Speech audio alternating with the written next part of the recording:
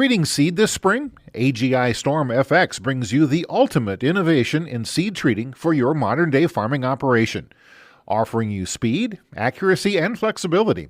With a simplified design, gentle handling, and precise performance, you can choose to pre-treat or treat your seed just in time.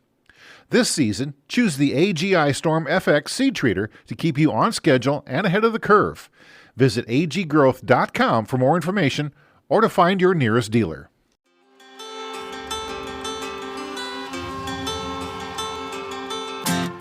Hi, I'm Caitlin Dubin, and this is the Rural Woman Podcast.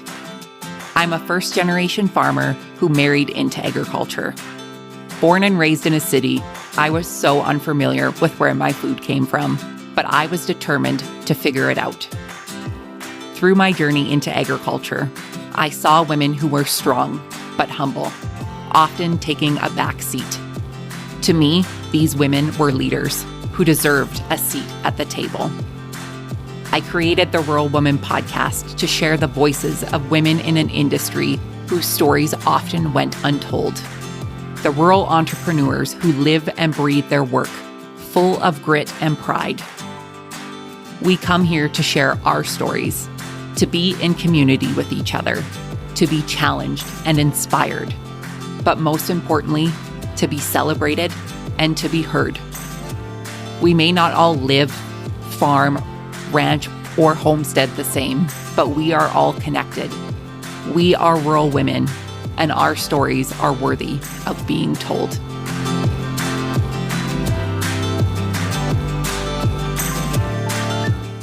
Hey everyone, welcome to this week's episode of the Rural Woman Podcast.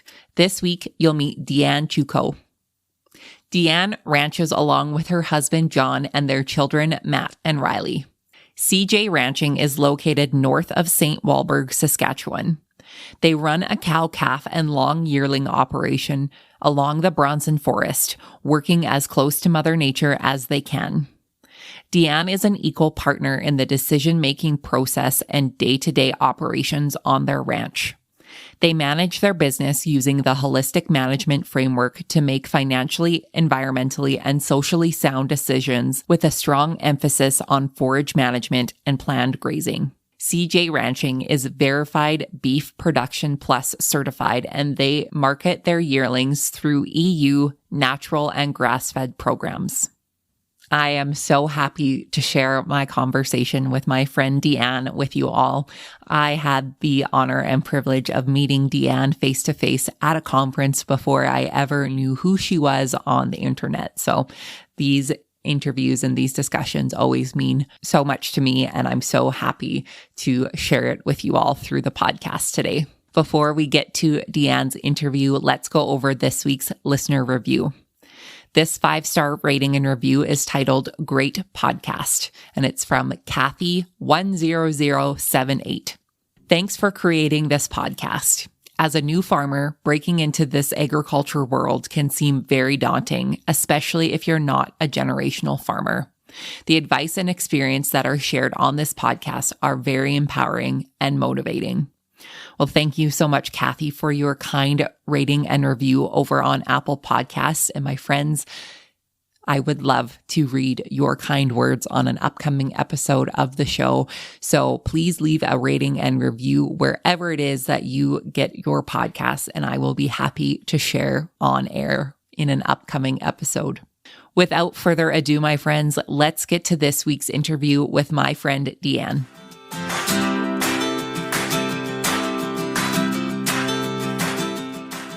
Deanne, welcome to the Rural Woman Podcast. I am fangirling. I am so excited that you're here and have finally agreed to talk to me on the Rural Woman Podcast. Well, thank you for having me. How are you, my friend? Aside from butterflies in my stomach right now, I'm doing really well. Well, you know, it's just two girlfriends having a cup of whatever on a Monday afternoon. That is what I always like to preface this by. And whatever's in your cup, I won't judge you. So I'm looking forward to sharing. Yes. For the listeners who may be unfamiliar with you, give us a bit of background on you. who you are and how you got your start in agriculture. Well, I guess I got my start in agriculture because I fell for the farm boy. John and I have been together for a long time. I think I was in grade 11 when we started dating. So that would be my start in agriculture. I was the town kid. Always dreamt of, having a horse and thinking my parents should buy the empty lot next door to put it in. But, that obviously doesn't happen. So, starting dating John gave me my first taste of ranch life. And I'd say it maybe took me a little while to completely warm up to everything. When you're first new in, everything is, pretty new and exciting. But there were some struggles along the way. I think when we first got married, it was right after the drought of '02. It was right after BSE. So the beginning part of our marriage was commuting ranching. So we were living in a couple different communities and trying to jam in cow work on days off. And you get working full time and small kids, and that gets fairly difficult, I think, or busy. So in order to combat that, we decided we were going to buy a camper and have our family time and our cow time at the same time.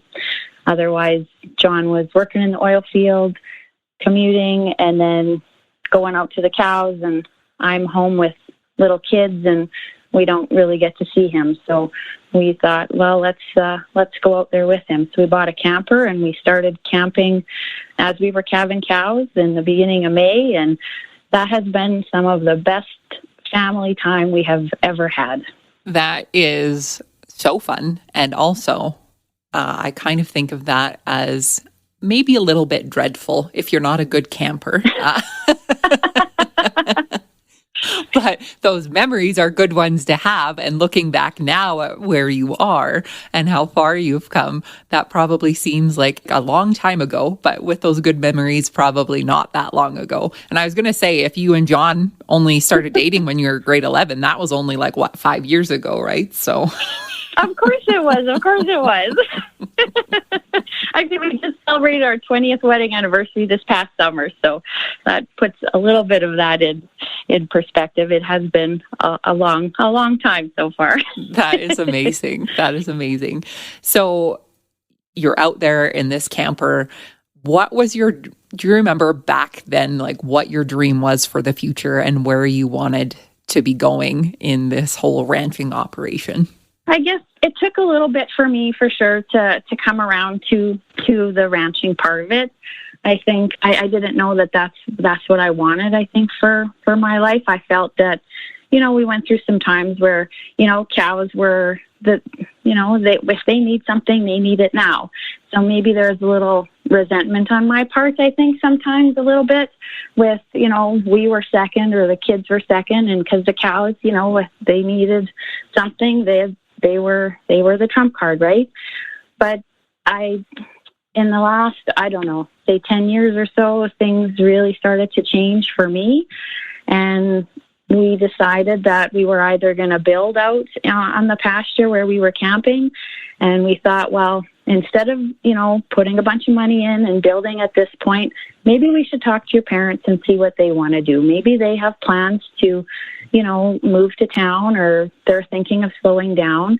It was never the plan to take over their operation or to buy them out at that point. So we thought we better have that conversation. So John went and had the conversation with his sister and his brother and his parents, and sure enough, they said, you know what, maybe this is a good time to do that. So then in 2015, we bought out John's parents and we moved to his family ranch.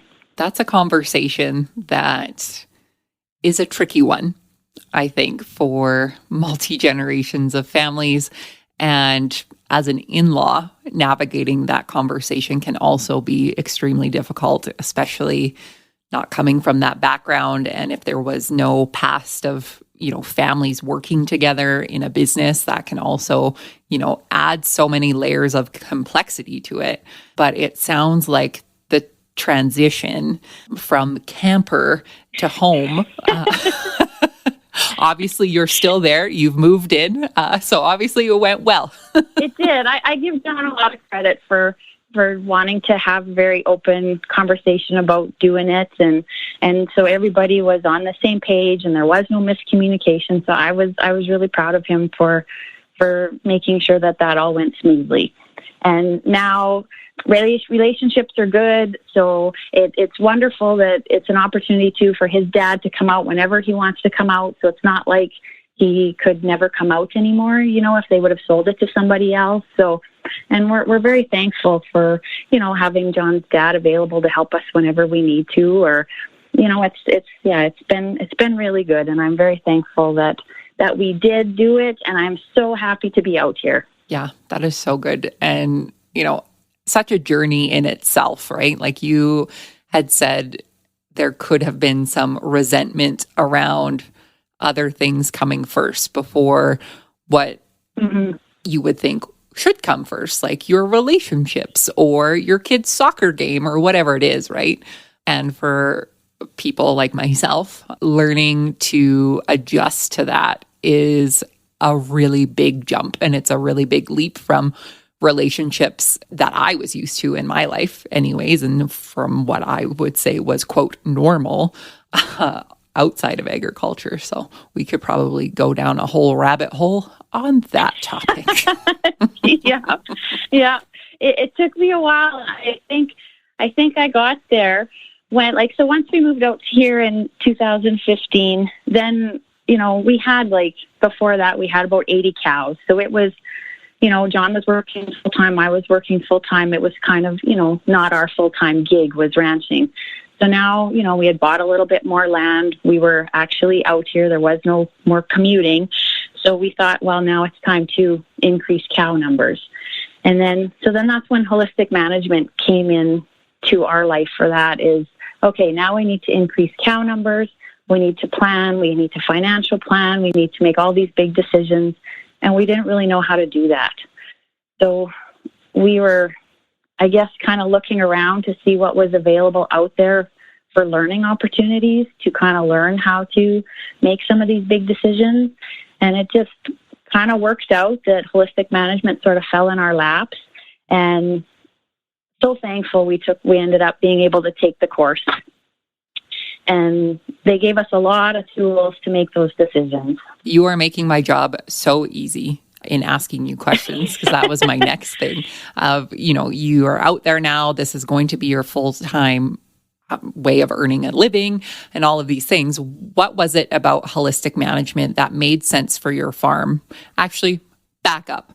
Before I even ask you about that, for the listeners who may not be familiar with what holistic management is, can you give us a bird's eye overview of what holistic management actually even is?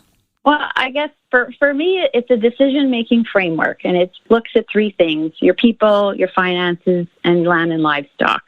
So real big emphasis on people, setting that goal, looking at what you want your quality of life to look like. And, so everybody on your management team is on that same page. You've got that guiding star that's, kind of helping you in all the decisions that you make. And then, of course, the financial part of it, we really needed help in, budgeting and doing a financial plan for what does this look like when we're going to get, a cattle loan and big numbers, right? So we needed help in that aspect. And then, of course, we just hook, line, and sinkered on the grazing part, like the holistic plan grazing. I think we took the course in 2016, and that summer would have been the first summer that we did planned grazing, where we're moving daily or more as we can and building temporary fence. And that has been a big part for us, for sure. We love that. We really enjoy the grazing part of it, but everything that holistic management has given us and the people we met have just been amazing. So definitely, highly recommend and definitely added to our life. Yeah, for sure. Well, and that's kind of a story of how we met with one another, because we met at a conference in person, and they were speaking about holistic management at this conference. And this is where I was really able to learn more about it and meet people such as Kelly Sidoric, who's been on this podcast before. I got to interview Kelly in front of a room full of people, which was a new experience for me. I remember that. Yeah. But I got to learn more about the system and how it works. And the way that you explained it was perfect. It's people, finances, land, and livestock, which when you think of agriculture, that basically encompasses everything about it. And finding a way that they can holistically work together and make your quality of life, finances, your livestock, and your land all work together in a symbiotic relationship. So what made you and John decide that this was the framework that you wanted to build your operation around? I think I want to say in the past, Don Campbell used to write for the Canadian Cattleman. And John would religiously cut out every article he wrote and he would put them in a binder, and they just spoke to him. So when you get to know Don, and he's a long-time holistic management educator, and we're so thankful to be able to call him a friend and a mentor now. And it just spoke to us. Like we try and work with Mother Nature. We try and, it just spoke to us, the people, and it was very easy. They broke it down very easy with, the people and the finances. The steps are very easy. The grazing planning, once you get the steps, it is very easy. So it made it an easy path for us to make the decisions, I think. And then, the people, the support that we've got from the people that we've met and the educators and people like Kelly and Dawn, so thankful to have those people in our life.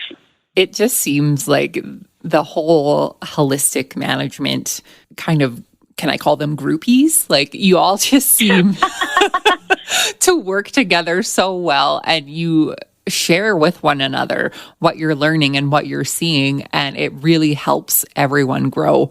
And honestly, I look at kind of that team and really wish that agriculture as a whole would adopt that type of information sharing as not something that they kind of keep close to them. Like, this is my information and nobody else can know it. It is like, if I'm learning something and sharing with you that can help your land and your livestock in the management of your farm, and then you can share that with other people. Like, I just think that, when I think of holistic management, like I just think of everyone and everything working together. So I just love the framework of the program. Yeah, the support has been amazing. So usually when you take the course, you create like a management club with the farm units that you took the course with. And it didn't quite work out for where we took the course, but there was an existing management club in our local area. So we really nicely asked if they would let us join. And they have just been wonderful. We try and meet monthly, have a potluck, and then whoever is hosting that particular meeting, they decide ahead of time on a topic to discuss. So, lots of different topics, and it's a safe place. So if you want to talk about like something that's really out there that's not done traditionally or something like that, it's a safe place to bring it up. And you've got all these different minds to, bat that idea around. And the support has just been wonderful for that kind of thing. That is awesome. So one thing that you mentioned was about the grazing on your farm and for your animals. Tell us what a typical grazing year looks like for you.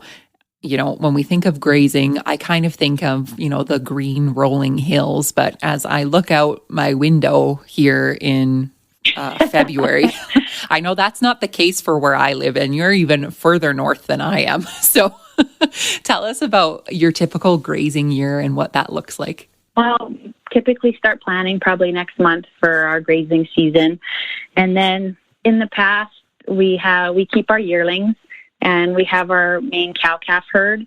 So usually we'll run two groups of our yearlings and our cow-calf.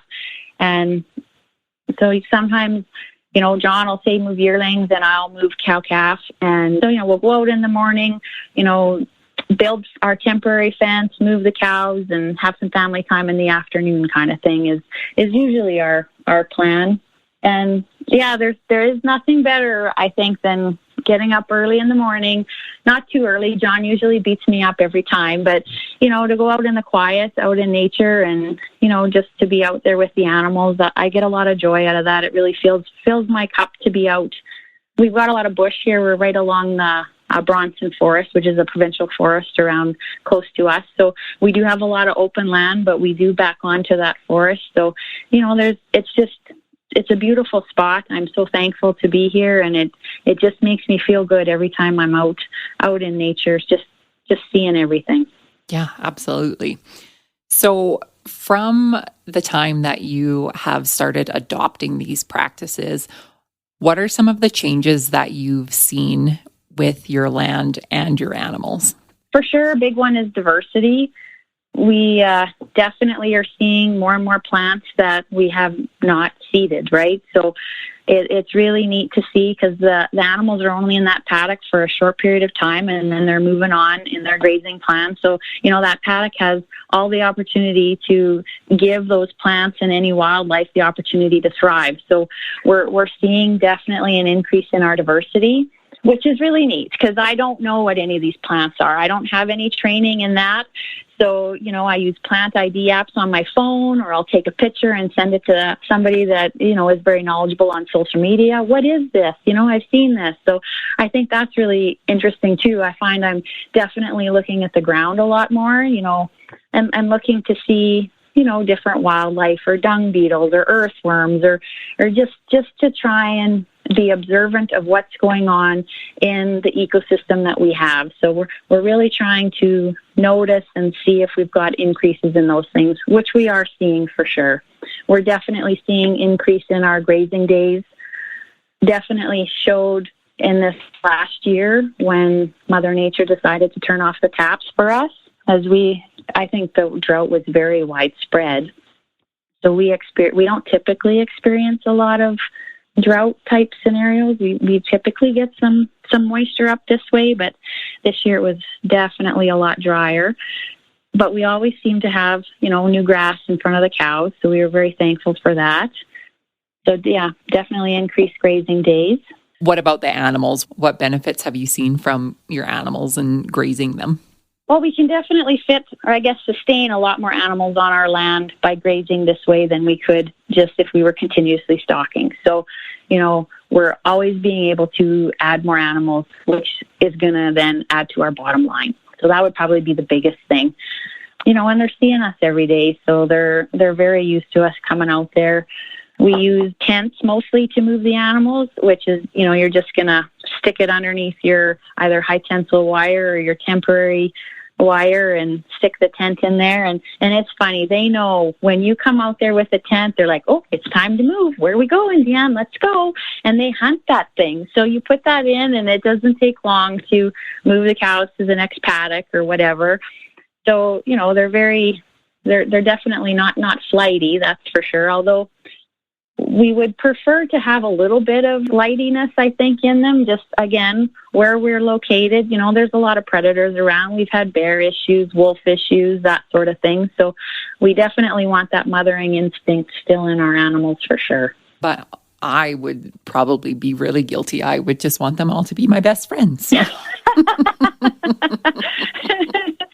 Yeah, that's it. I definitely like, a few in the herd that I can go up and pet. I think we have one right now that I can pet and scratch. So that makes me happy. Yeah.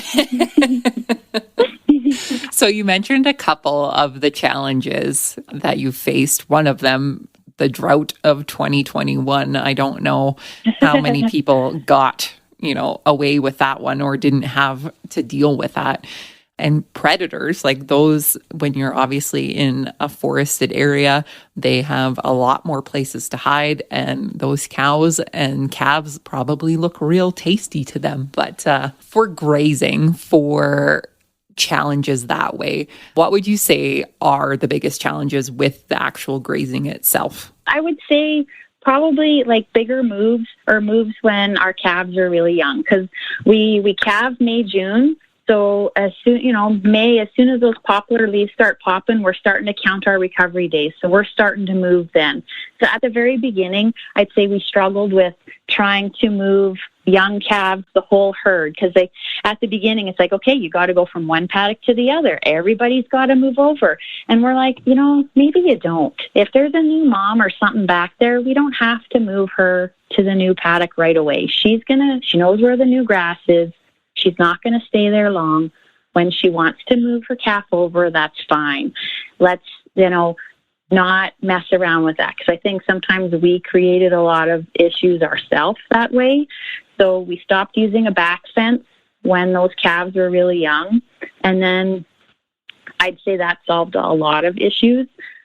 Sometimes when you do bigger moves, you do have some issues. So we really try and look back what worked in the past, what didn't work in the past. So try and look back and see, if we can make it better.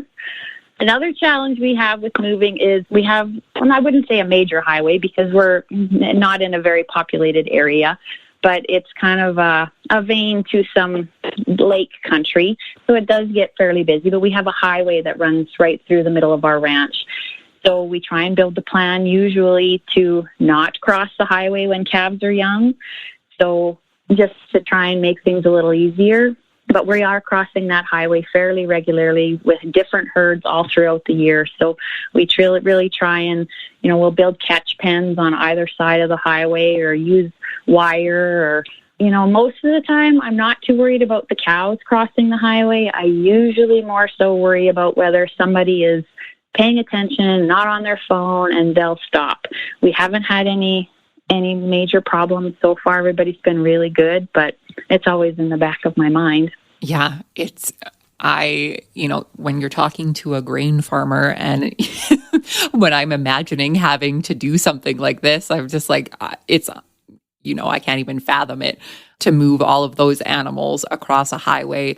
There are times where, even driving, if I have to drive the grain truck anywhere and thinking about crossing the highway in the grain truck gives me anxiety. So where are you marketing your cattle? How are you distributing them after they leave your ranch? We try to market as many as we can naturally. So we're documenting anything that gets treated and everything we do to all the animals. So as many animals as we can to market naturally and EU certified, so European Union certified. So we try and do as much that way, which has been working really well for us the last few years. We're very happy with that. We keep a few to direct market ourselves. Like I really think that it's important and what you fuel your body with. So I want to fuel my family with food and, meat, and I'm not the best gardener, but whatever vegetables we can grow, I want to fuel my family with that. So I want to then be able to offer some of that to my community. So we keep a couple animals every year to, piece out that way. And just starting that, I think we have room for expansion for sure. I think that would be about it for how we market. That's perfect. That answers my question.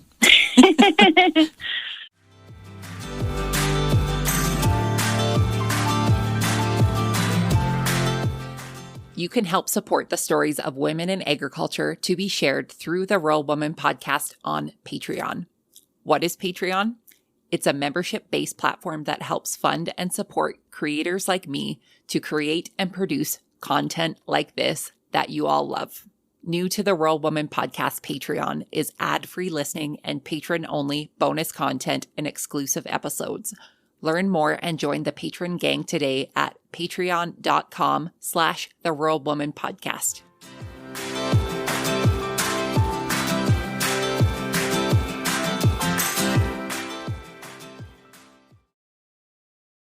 Now we're going to go back and dive into more of the personal growth stuff.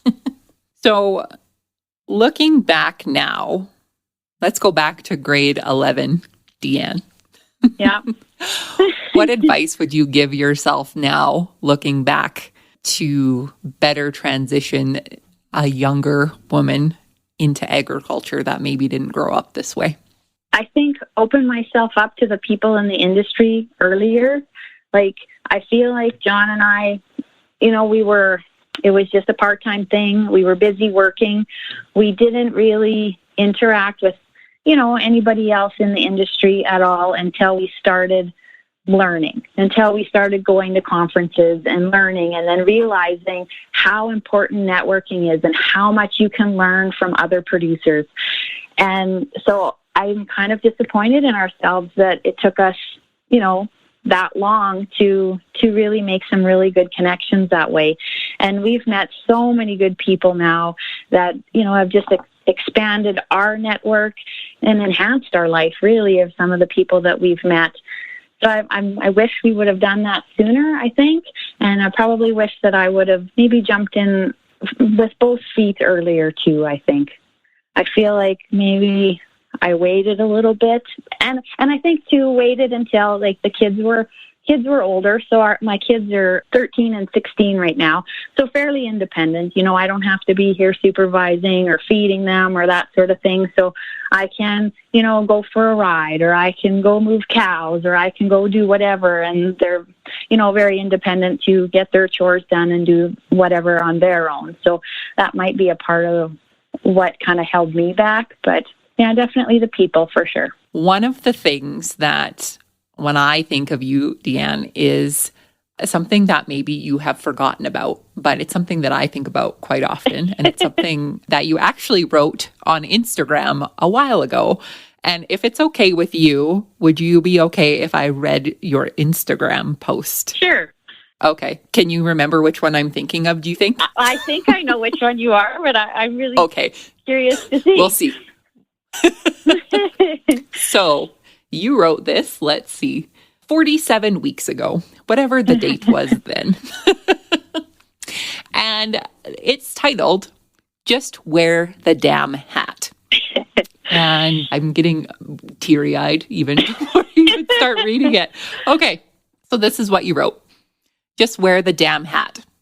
I've been eyeing this hat up since the fall.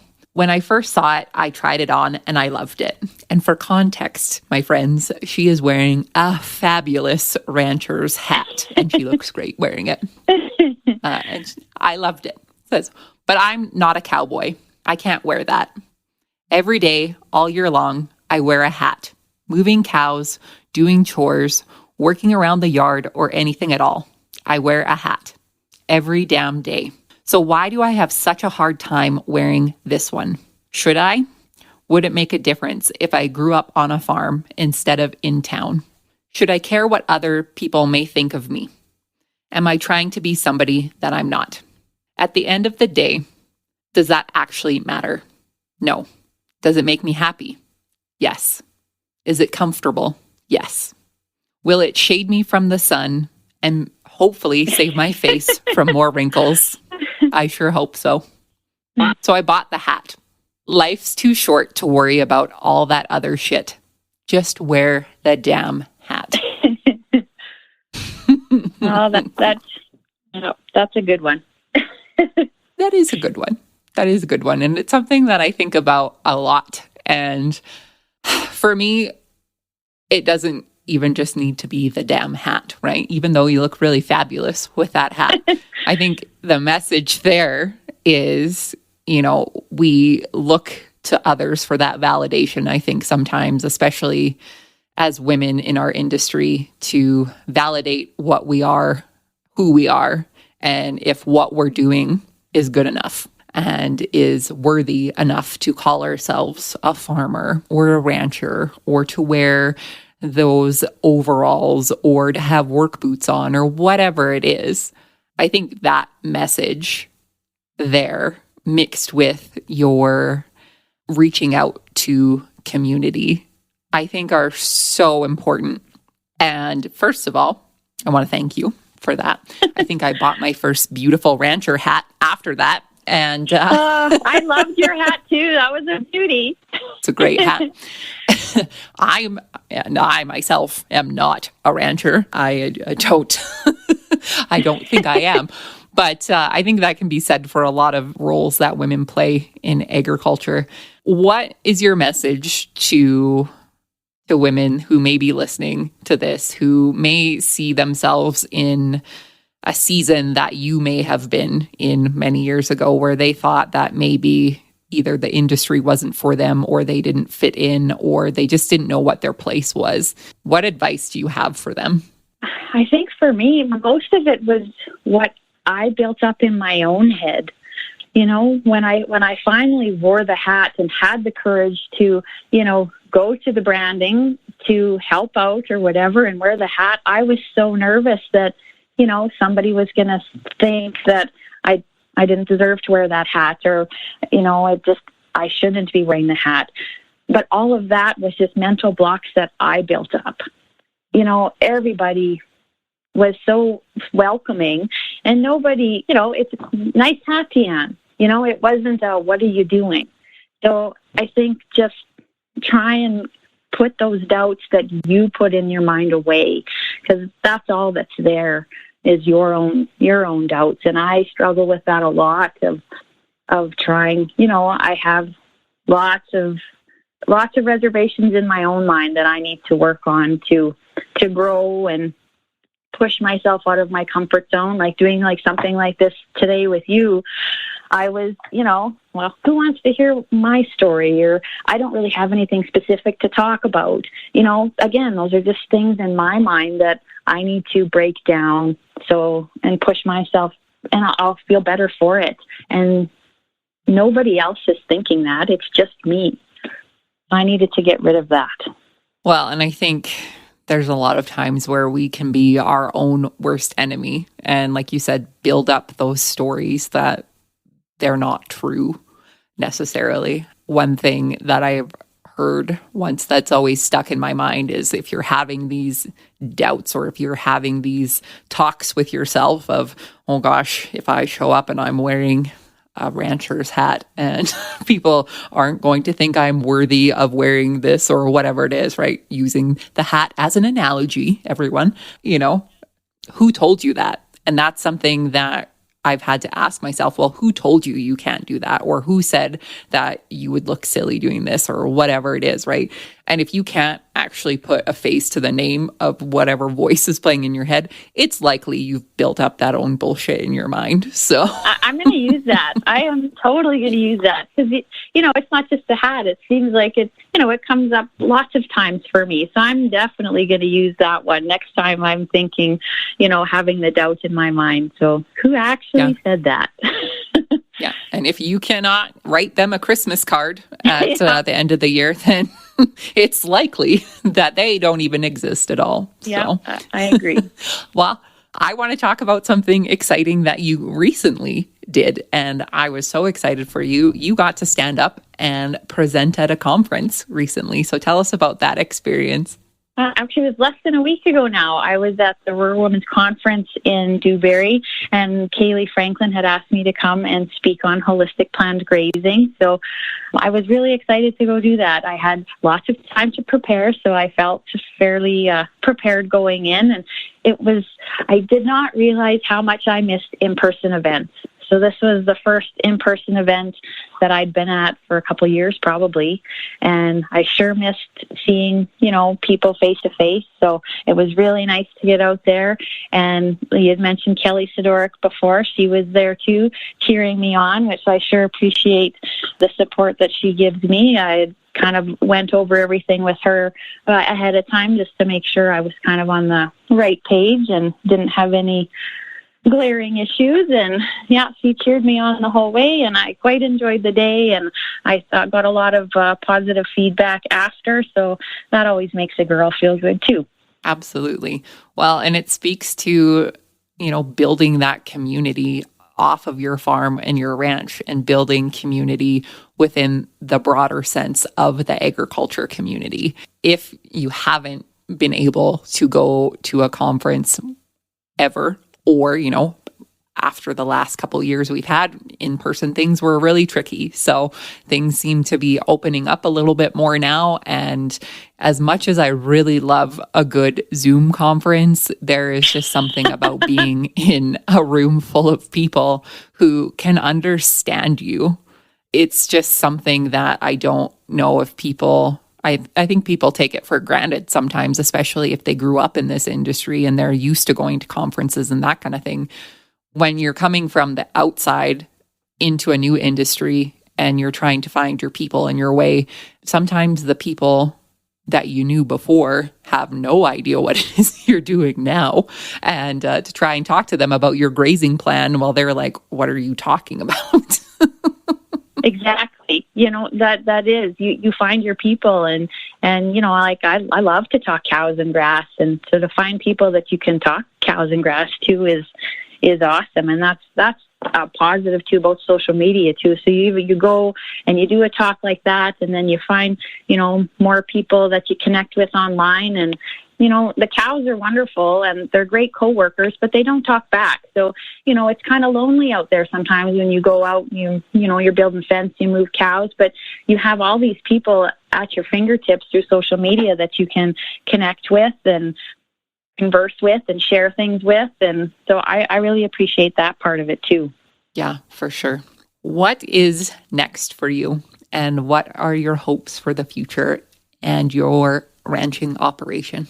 I guess next for us is John's just hopefully in the next few weeks finishing up. He's away working right now. So hopefully he will be home, and then we can start planning next grazing season. We would like to probably, always expand numbers, slowly grow. I think that's definitely on the horizon for sure. As our kids get older, we'd like to, open up that opportunity if they want to come back. But if they don't, then that's a conversation, I guess, of what that looks like down the road. To be honest, our everyday is pretty darn good. Like, there's nothing better than, we try and do as much as we can on horseback, and that feeds our soul. We do have a lot of temporary fence to build, and sometimes the quad is easier and faster for that, but that just doesn't feed John and my soul the way getting on a horse does. So, if we are able to work together, to saddle up, to go move cows, to be out in nature, I don't really want much to change from that. So I'm quite happy as things are, I feel like we're living our dream. Obviously, every day is not sunshine and unicorn and rainbows or whatever, but most days are pretty darn good. So as long as I can take the time to recognize those moments and not let it all pass me by so fast, I'm so content and happy with so far how things are going. A little rain next year, sure, that would be great. But for the most part, if we can grow a little bit, maybe grow the direct marketing a little bit, I'm pretty content with how things are. I think my next tagline that I will think of when I think of you is every day is pretty darn good. And that, between that and wear the damn hat, that is what I'm going to think of when I think of you. Obviously, things go wrong here at times, for sure, just like everywhere else. But for the most part, things are pretty good. Yeah. My last question for you, I feel like part of it's already been answered, but maybe you want to add some things to it. What's the most rewarding part about being a rancher for you? Most rewarding part. Yeah, there's probably a couple things. Like I said before, the people. I really enjoy connecting with the people in the industry and in holistic management, and even just a connection, even just with a consumer or people who are not on the ranch through social media or something like that. We've had people come out in the past, and I think that people connection. Like I like to visit for the most part. I think these last few years of COVID had made it really easy for me to stay home and kind of keep to myself, but I do like to visit. So definitely the people part. I do get so much joy from the land. I feel such a connection to the land. So I think that is a big part of it for me too, is I just love to be out on the land. And I really enjoy, because we keep our animals through to yearlings.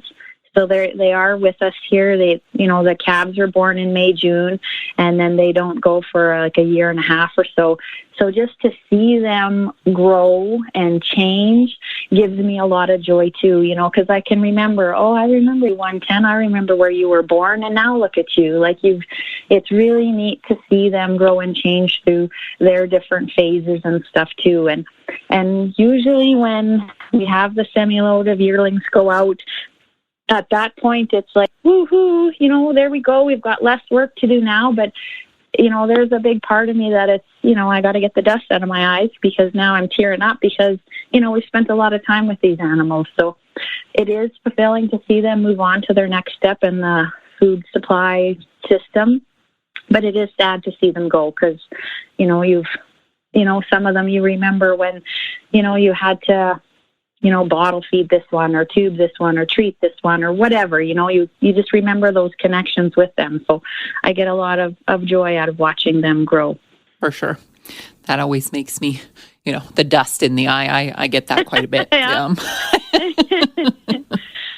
I always think my office must be super dusty because I'm always tearing up over here. So. Is there anything that you would like to leave the listeners with that I haven't asked you? I don't think so. Just if that doubt voice is creeping up in your mind, get rid of it. I had big roadblocks. Was it last year? Yeah, this last summer was the first summer that I went into the branding pen as a roper. For the last, I want to say 5 years or so, I had been working ground crew, and I'd been watching those ladies in the branding pen. And I wanted in there too, but I didn't think it was my place. I didn't grow up that way. I didn't really know what I was doing. So took a couple clinics, did some work with John, played around, practiced, and it was huge for me to actually go in there and try and do that in front of other people watching. And I'm so thankful I did.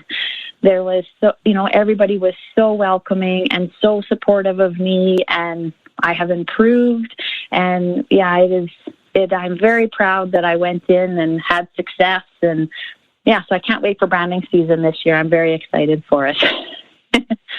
I just feel so lucky to have met you when I did, and to see the growth that you've had over the last couple of years on your operation, and to watch that grow and flourish, and to watch you wearing that damn hat, because I think you are quite an incredible woman, and I am so thankful that you have allowed me to share your story today. So thank you. Apparently there's dust in my office too, Caitlin. I sure appreciate all your kind words.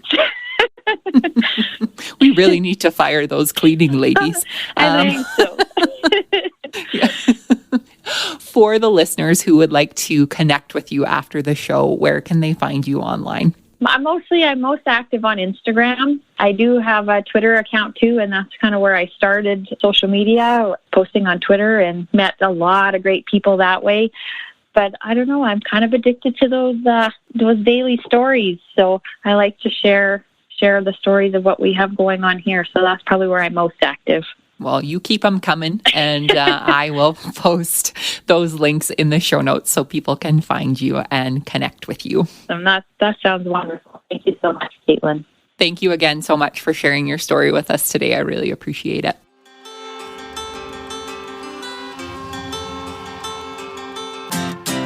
Thanks for listening to the Rural Woman Podcast, a proud member of the Positively Farming Media Podcast Network.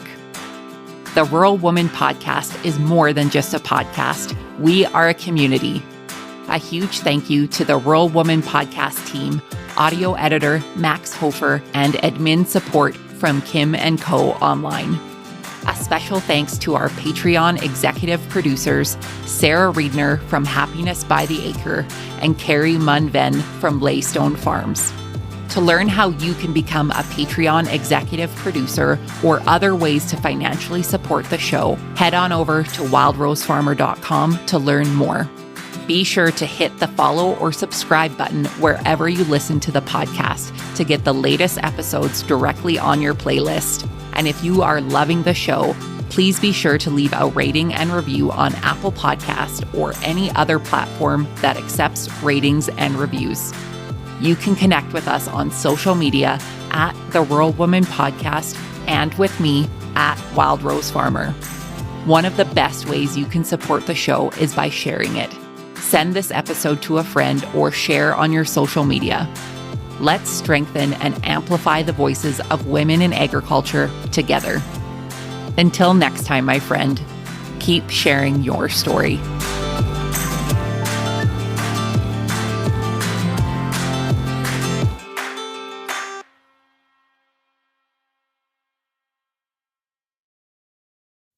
Did you know that you can get this same great episode of the Rural Woman Podcast ad-free? I get it. Listening to ads during a podcast isn't always my favorite either. But in order to keep the lights and coffee pot on here at the Rural Woman Podcast Studios, they are necessary. I am so grateful to each and every one of my sponsors, but if you yourself would like to skip the ads while supporting the show, consider joining me over on Patreon. Patrons of the Rural Woman Podcast get ad-free episodes starting at Tier 5 on their podcast player of choice each week, plus some other great benefits. Find out more by heading to the link in today's show notes to learn how you can become a patron through Patreon.